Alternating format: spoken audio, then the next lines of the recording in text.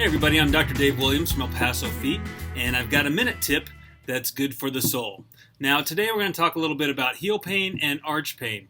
And one good thing that you need to put into your arsenal of things to make your feet feel better is an orthotic or a custom insert. Now, not the floppy ones that you can get at your big box retailers, but you need something a bit more sturdy. Power Step and Sole, S-O-L-E, make great over-the-counter orthotics that would help for you.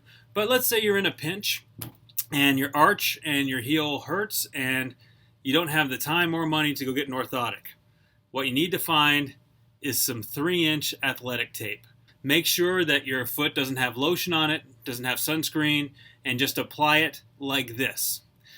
Now what that'll do is provide support to your arch and to your heel, and that will help to alleviate some of the pain, relieve some of the pain for you, to give you time to get in to see me or to see your local podiatrist and feel a little bit better. I'm Dr. Dave Williams for El Paso Feet, and this has been a Minute Tip that's good for your soul.